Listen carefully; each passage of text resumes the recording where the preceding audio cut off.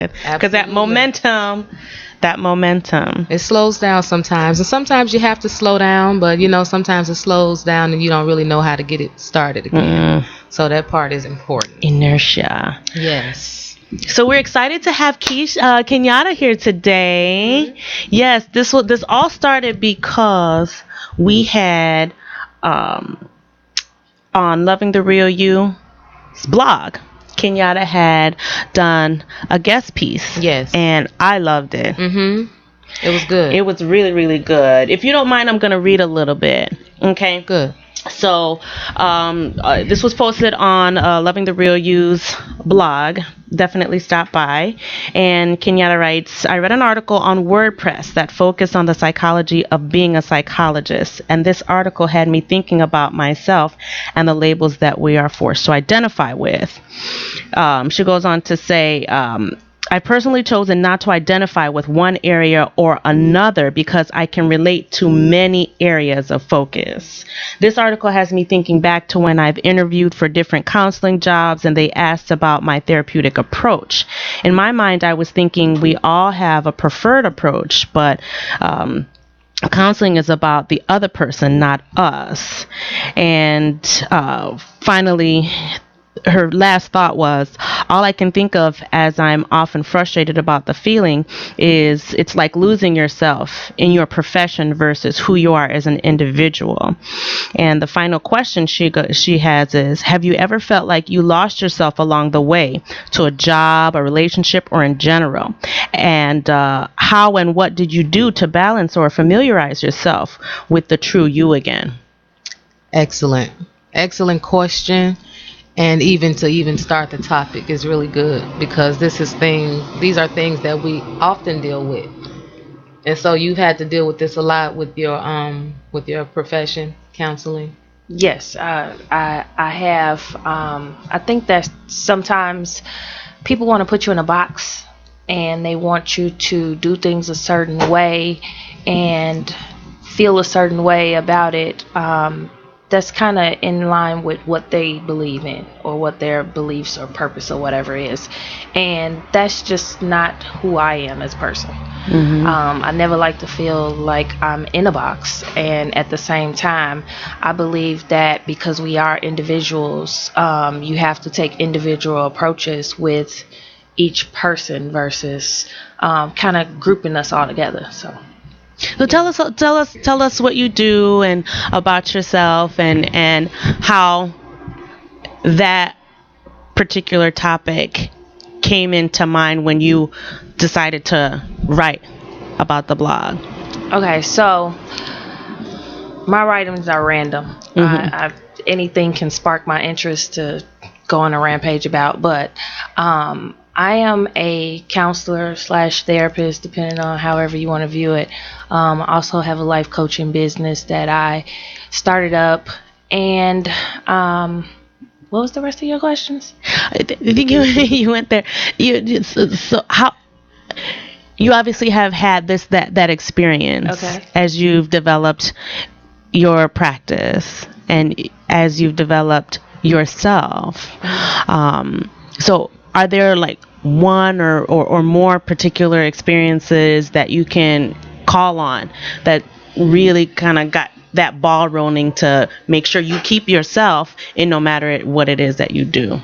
Okay. Well, I think it's easy to lose yourself. I've had experiences with seeing a lot of people lose themselves in relationships. I've more so than workplaces. However, I've seen people lose themselves in jobs as well.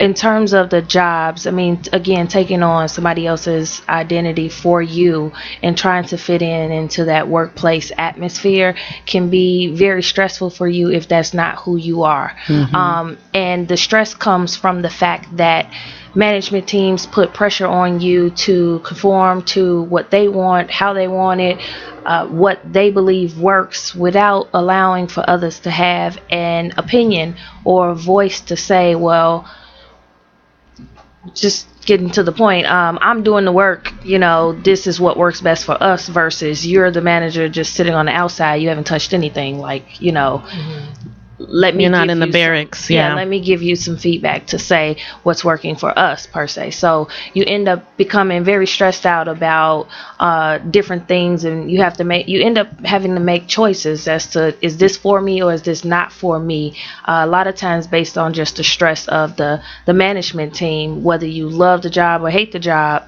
A lot of us can adapt to the jobs that we take on because we all have to make a living at the end of the day, but work shouldn't come with that amount of stress.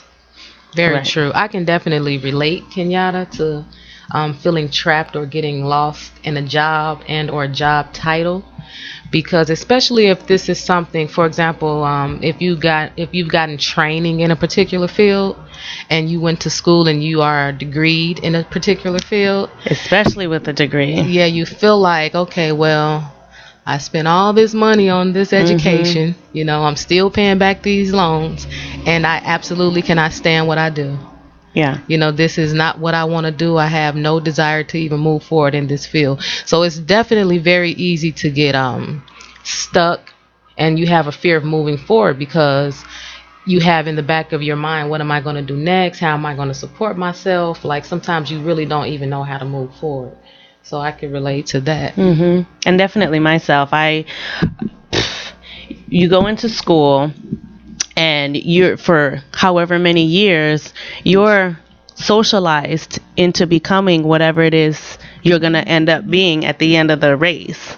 You're mentally, you're prepped. Like, you are robotically animated to be whatever you signed up for. And then at the end of the day, you get into the race, you really lose all the other parts of yourself. Because for 4 years, I know for myself, 4 years, that's all that's been in the back of my head. That's all my focus was to finish so I can, be an occupational therapist. Finish so I can go work in the hospitals and have a title. Exactly, have a title. So nothing else existed, because outside of school, nothing could exist. You're bogged down. You have to pass these grades, or else you can't get your tuition reimbursement. You can't get your financial aid, and without financial aid, you can't get your pizza, and you can't party. Those things. That's your focus. Exactly. A special shout out to that tuition reimbursement. Blessings, because I had to eat. Yes, I couldn't eat without it. They came in handy. Yeah, and it just goes deeper. So once you're finally there, you did what you're supposed to do. And then it goes even deeper because, like you said, every place has their own culture. They all have their own culture of, this is how we do this here. And everybody eats lunch there. And when they eat lunch, this is what we talk about. And then when you're done eating lunch, then you go back. And then this is what everybody this is what everybody does on the weekend. So we can come back and talk about what we did over the weekend. Absolutely. I have had jobs, all of them actually, which were like soap operas.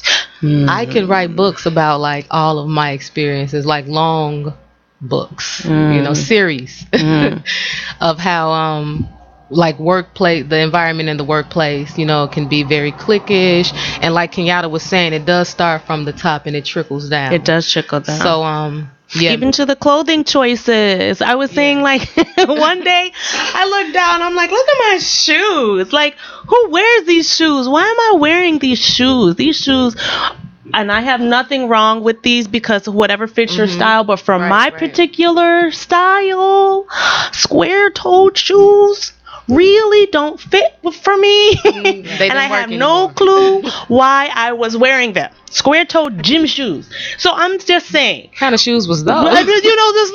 They was back in the day, and I had a pair of tan ones and a pair of black ones. I don't know why, but they were square-toed gym shoes, and I looked down, I'm like, why are you wearing square-toed gym shoes? I got lost in the shuffle, baby. This is a live show, so anybody who wants to call in right now and tell us about anything that you have gotten lost in, whether it be a job or a relationship, call us at 708-223-8953. Yes. Yeah, so this is interesting topic, and thank everybody for tuning in to us right now, Loving the Real You Radio on IntellectualRadio.com. We definitely appreciate it. We definitely do. We love this conversation. We just love talking. We can sit and talk all day. We could have these mics at home and, yeah, and just press I mean, record. seriously. That would work for us. Hey, actually. you know, especially after partying it up at Sub T, right? Yeah, and then now what about relationships? That's the juicy stuff right there. Let's talk about that. Getting lost in a relationship. You can chew on that. That's getting lost in the show. I mean, that was really we're just trying to get over all that formality so we can get to the heart of it. The good stuff. Let's talk about the juiciness here. So Jennifer, have you ever been lost? She starts with me. Look you right now. Have you ever been lost in a relationship, a romantic relationship in particular? Mm-hmm. Yes. Yes. Hands down. I have as well. And I did it again. 2 times. 2 times? 2 times. 2 times is okay. 2 times is a lot of times. Yeah, let's see how many. Because if you lost once, you're supposed to have, it was a test. 2 times for me too. 2 major times. Oh, okay. Yeah. What about you, Kenyatta? Yeah, I've had 2 times as well. Okay. One young, one older. Mm-hmm. Okay. But, yeah. It's that love. It's the fear of losing love that keeps you trapped or gets you lost in a relationship that is not healthy or that is not serving you or making you a better person. Fear of losing the person or fear of being alone. Yeah, those are the biggest things. Yeah. Well, I've actually attempted to avoid losing myself, and I say that because I'm a very open person, so I've watched my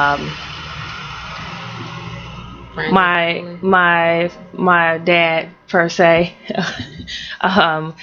deal in some of his relationships, and I've seen a lot of these women conform to his lifestyle, his friends, what he was about, and I was just always saying to myself, like, I don't never want to be that woman. Like, what do you do for fun for you? Like, do you go out? Do you take care of you?